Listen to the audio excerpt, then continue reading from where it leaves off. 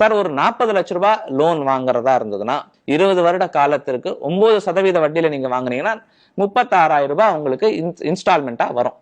இதே மந்த்லி ஒரு ரெக்கரிங் டெபாசிட்டா ஒரு பேங்க்ல இல்ல ஒரு மந்த்லி மியூச்சுவல் ஃபண்ட் எஸ்ஐபியா ஒரு 8% ரிட்டர்ன் வர மாதிரி கூட நீங்க முதலீடு பண்ண ஆரம்பிச்சீங்கன்னா ஒரு 3 வருஷம் பண்ணுங்க.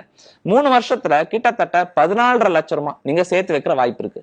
இது வந்து டவுன் பேமெண்டா நீங்க அதை யூஸ் பண்ணிக்கலாம். அப்போ நீங்க எவ்வளவு லோன் வாங்கணுமோ அந்த தொகை வந்து குறைஞ்சிரும். ஒரு 50-55 லட்சம் ரூபாய் வீடு வாங்கணும் அப்படின்னா ஒரு 15 lakhs நீங்களே ரெடி பண்ணிட்டீங்க. முக்கியமா ஒரு விஷயம், இந்த 36,000 ரூபாய் நீங்க மாசம் முதலீடு பண்ண ஆரம்பிச்சீங்க தெரியுமா, இந்த பழக்கம் உங்களுக்கு வந்துடும். அப்போ இதே 36,000 நீங்க இஎம்ஐயா இப்ப நீங்க பே பண்ண ஆரம்பிச்சீங்கன்னா அந்த சிரமம் தெரியாது.